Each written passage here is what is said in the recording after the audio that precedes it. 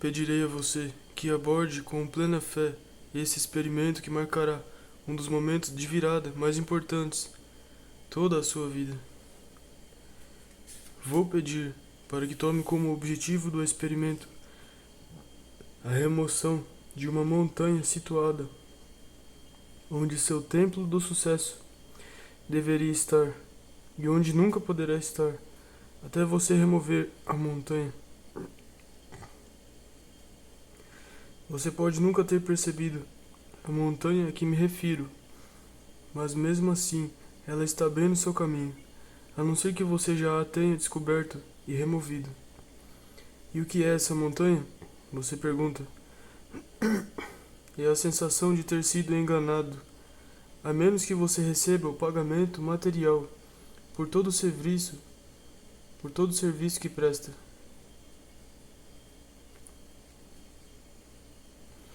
E esse sentimento pode estar se expressando de forma inconsciente e destruindo a base do seu templo do sucesso em dúzias de maneiras que você nem percebe.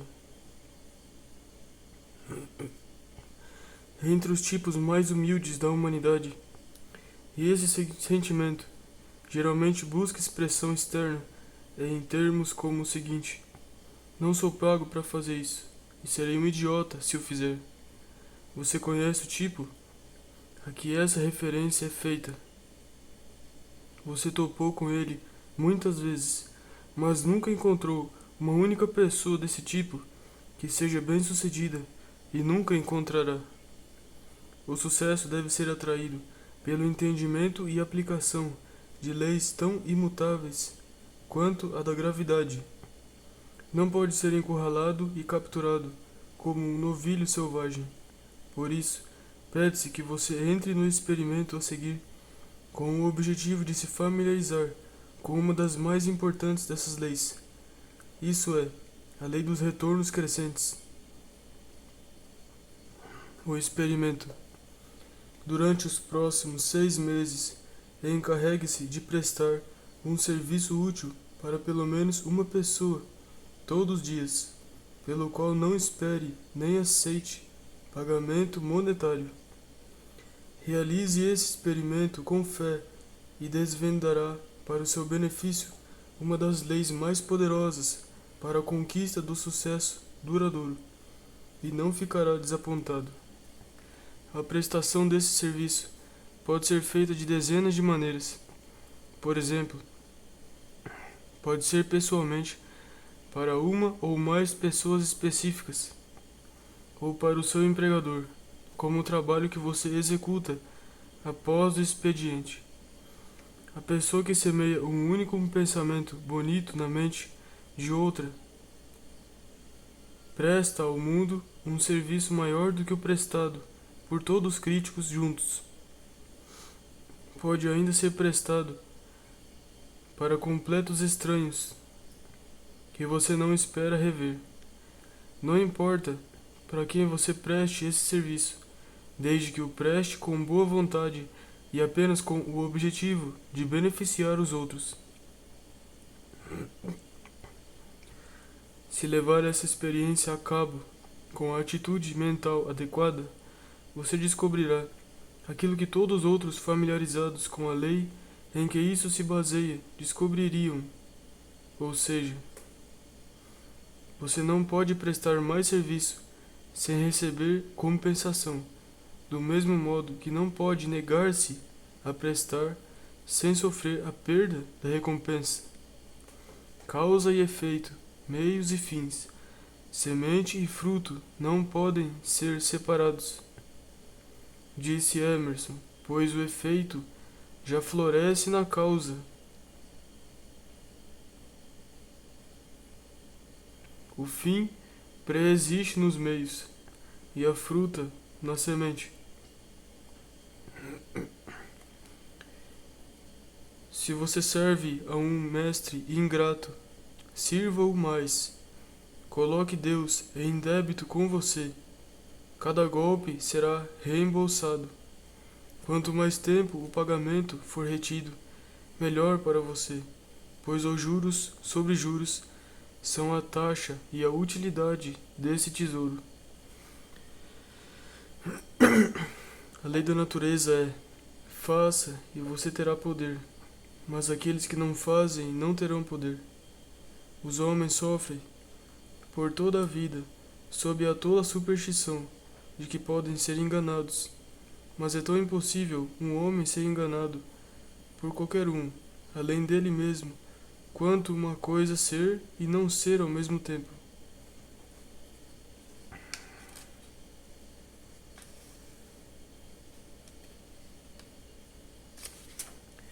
Existe uma terceira parte silenciosa em todos os nossos negócios. A natureza e a alma das coisas assumem a garantia do cumprimento de cada contrato. Por isso, serviço honesto não pode se tornar perda.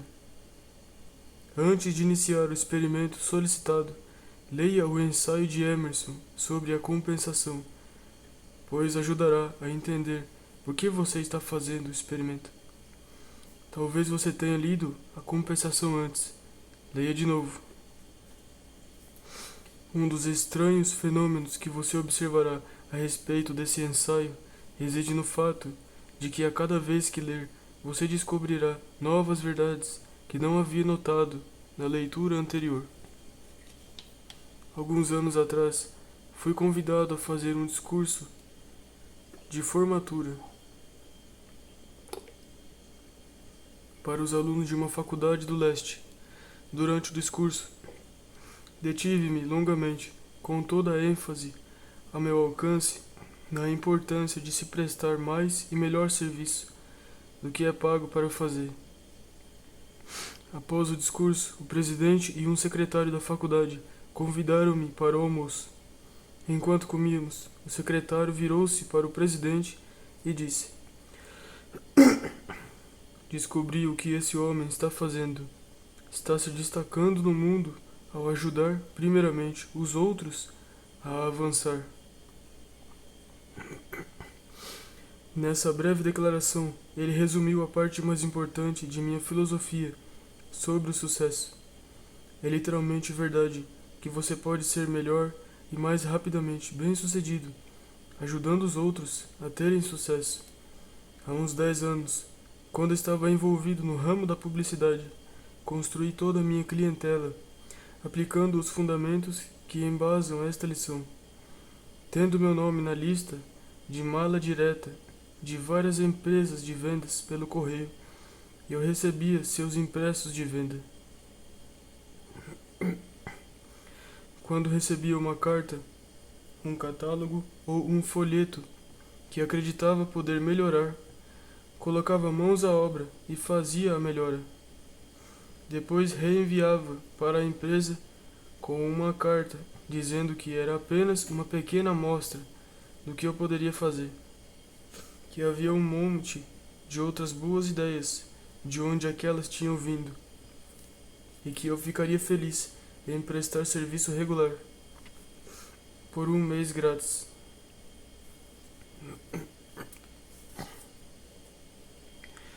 E, invariavelmente, isso gerava um pedido de meus empréstimos. Um pedido de meus préstimos. Em certa ocasião, lembro que uma empresa foi desonesta a ponto de se apropriar de minha ideia e usá-la sem pagar. Mas isso acabou tornando-se uma vantagem para mim, da seguinte forma: um membro da empresa, com conhecimento da transação, abriu outro negócio, e como resultado do trabalho que eu havia feito para seus ex-sócios, e pelo qual não fui pago, contratou-me em uma base que me rendeu mais que o dobro do montante que eu teria ganho na empresa anterior. Assim, a lei da compensação me devolveu com juros o que eu havia perdido, prestando serviço para os que foram desonestos. Se eu estivesse à procura de um campo de trabalho lucrativo hoje, poderia encontrá-lo colocando de novo em ação o plano de reescrever publicações de vendas, como meio de criar um mercado para meus serviços.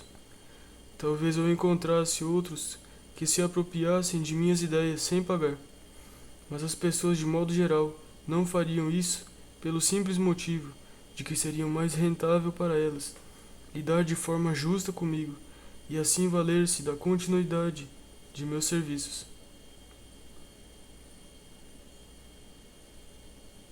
Há muitos anos, fui convidado para proferir uma palestra para os alunos da escola Palmer em Davenport, Iowa.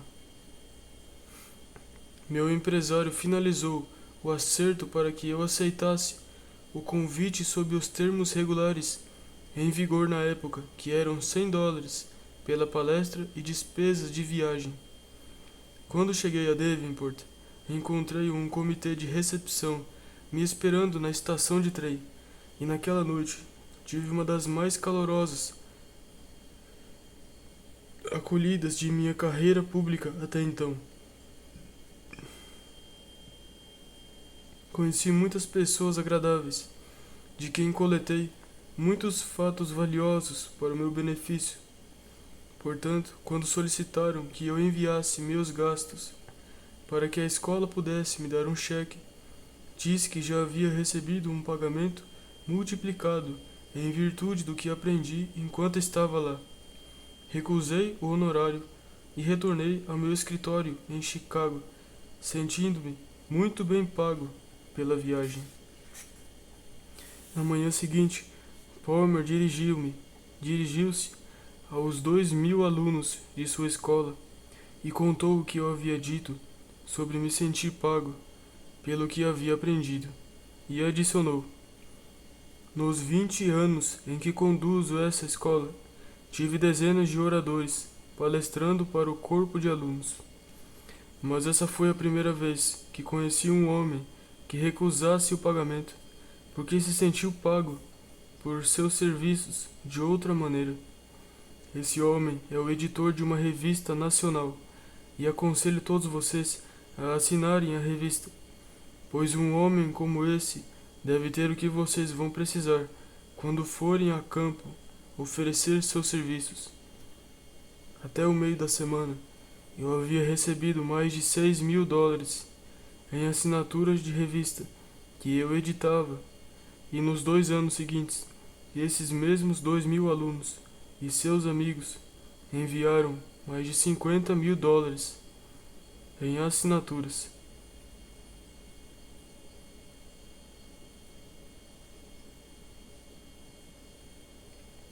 Diga-me, se puder, como ou onde eu poderia ter investido $100 com tanta rentabilidade, como ao recusar aceitar meus honorários de $100 e assim colocar a lei dos retornos crescentes a trabalhar a meu favor?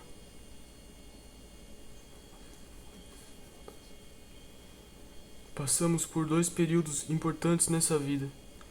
Um é aquele em que adquirimos, classificamos e organizamos conhecimento. O outro é aquele em que lutamos por reconhecimento. Primeiro temos que aprender algo, o que exige mais esforço do que a maioria de nós está disposta a empregar na tarefa. Mas após termos aprendido algo que pode ser útil aos outros, ainda somos confrontados com o problema de convencê-los de que podemos servi-los. Um dos motivos mais importantes porque devemos sempre estar não apenas prontos, mas dispostos a prestar serviço é o fato de que cada vez que o fazemos, obtemos com isso mais uma oportunidade de provar a alguém que temos capacidade. Damos um passo a mais para a obtenção do reconhecimento necessário que todos devemos ter. Em vez de dizer ao mundo: mostre-me a cor do seu dinheiro, e lhe mostrarei o que possa fazer. E inverta a regra e diga: deixe-me mostrar a cor do meu serviço para que eu possa dar uma olhada na cor do seu dinheiro, se você gostar do trabalho.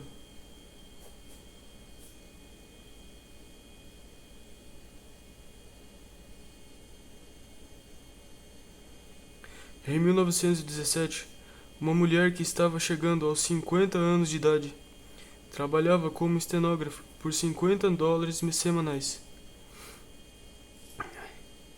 A julgar pelo salário, ela não deveria ser lá muito competente no trabalho.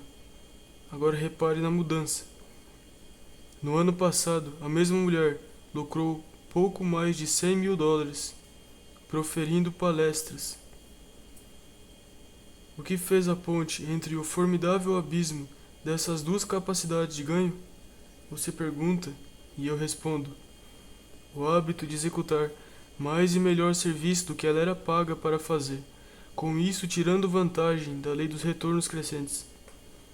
Essa mulher é muito conhecida por todo o país, sendo hoje uma palestrante proeminente no tema da psicologia aplicada.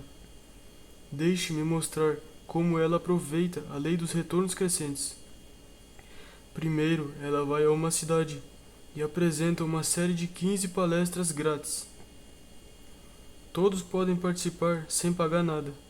Durante a apresentação dessas 15 palestras, ela tem a oportunidade de se vender para a plateia e no final da série pronuncia a formação de uma turma, cobrando US$ 25 por aluno. O plano dela é só isso.